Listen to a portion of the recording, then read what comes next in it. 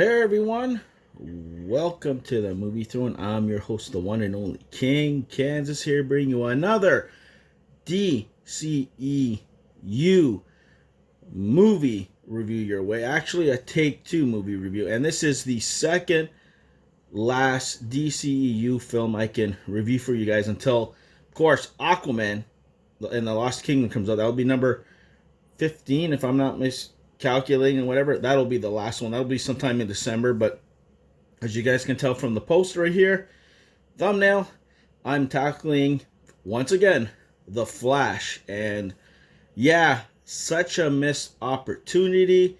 You bring back one of the most iconic Batmans in the face of this planet, Michael Keaton, and that's what you do.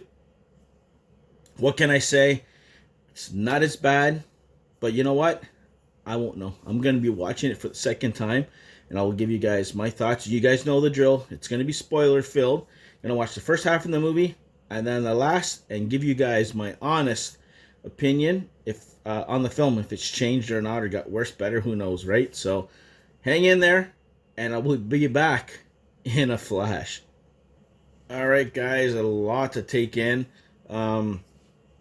Yeah, jumping all over the place. It kind of feels all over the place, but we kind of got buried at the beginning, going to get some coffee, and because there's not the right person who makes his sandwich and the way it is, he has to have a hissy fit mental breakdown, and then he decides to go. He gets called away by Alfred, Bruce, Ben Affleck's Batman.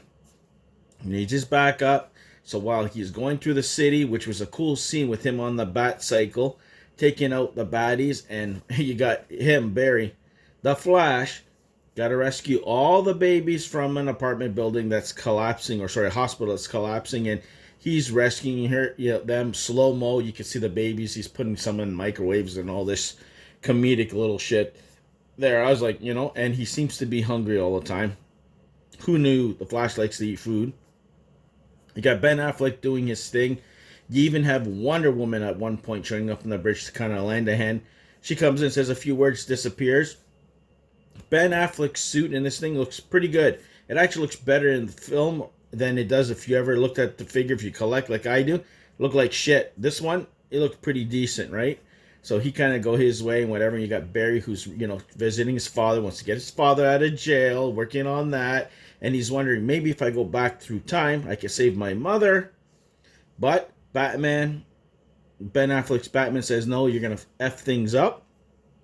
Doesn't listen, does so, meets his own self, gives him his powers by mistake, tries to teach him how to use it. And of course, he doesn't want to do anything. He wants to do his own bullshit. So then he needs more help. So he goes, if this guy's not going to help me and take it seriously, I need another superhero in this timeline, which is Batman. He's looking for Batman. He's looking for Ben Affleck, but he bumps into a disheveled old man in a mansion. Michael Keaton's Batman, who has nothing to do with being Batman no more. He's kind of given up on the world. He looks like some bum off the street, and he's eating. He makes him some pasta. Then those two just leave because they know they're not going to get anywhere with him. They stumble across the Batcave, come across a kick-ass Batmobile, even still to this day, phenomenal. And of course, Michael Keaton sees what's going on. The Batwing comes down from the cave from its hiding spot, and he goes, you know what? Screw it.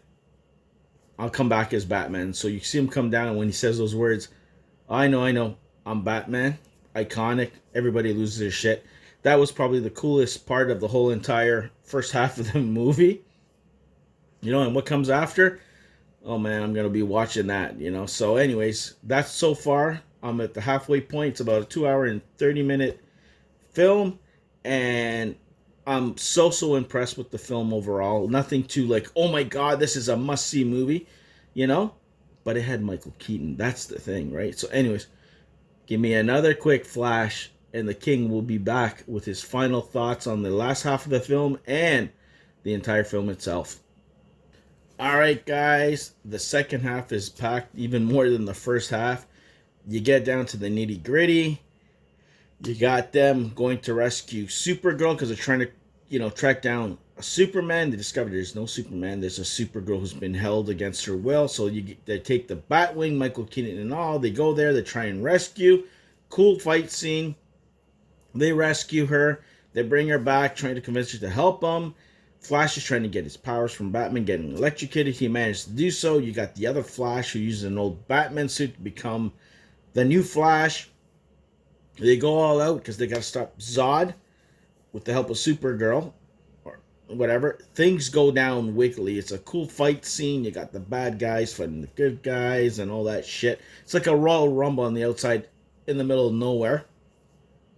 They're losing. So the Flash, of course, does his own stupid antics, trying to go back and forth to try and rescue and kind of do different scenarios, messing things up even more and more.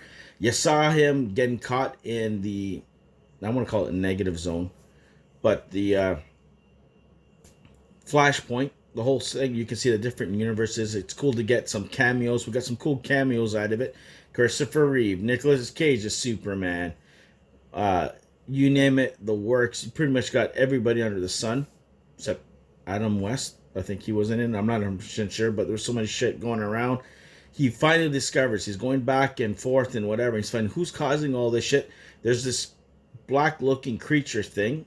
We find out, spoiler alert, it's himself. He got infected and he had good intentions, but the more and more he did, the more things got unraveled and messed up and kept on going back in the, through time to try and save things, making things worse, killing all the other different Flashes and stuff like that, until he finally manages to kill them inadvertently.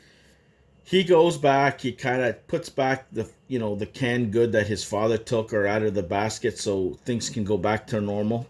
He ends up going back to his time and realizes he's in court. He's late for his father's court trial. He's in them court trial. And for some reason, there's new evidence that shows that it wasn't his father. He gets off the hook. He gets out of the jailhouse. I'm leaving a lot of things out, guys, by the way.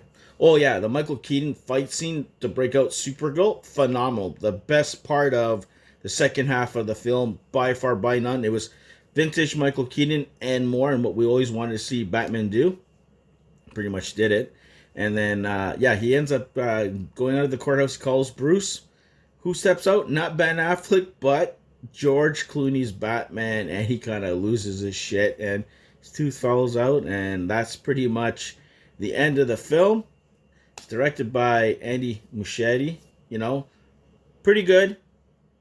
Okay, like I said, missed opportunities with Batman himself, Michael Keaton. You bring him back, and that's what you give him to do. He ends up dying in the film, so spoiler alert. But it was okay. Like I said, nothing too fantastical, nothing thing. It wasn't as bad as everybody made it sound to be. But of course, it's just for some reason, any new DCEU film coming out, people shit on it, and it does poorly from Black Adam all the way to now. And they were entertaining films. Not great films, but entertaining. And people still shit on them. So no matter what they try, it's a good thing they're rebooting this shit. But anyways, I thought this film would have reset everything, but I guess not. This would have been, my personal opinion, the last film from all the films. So then it'll make sense time-wise, but it could be based on what order you put it chronologically and shit. But overall thoughts, it was a good film. My impressions haven't changed one bit from it. It's still a good film. It's not a bad film. It's not a great film. It's mid-level DCU film in my personal opinion. So there you go. That's my official DCEU Take 2 movie review on The Flash, starring Ezra Miller, Ben Affleck, Gal Gadot, and a whole bunch of other people. Hope you guys liked it. Like, share, and subscribe. Check out my other videos, you name it, the works. You know the drill, guys. Stay off the King's Throne, and I'll see you where? Right here on the Movie Throne.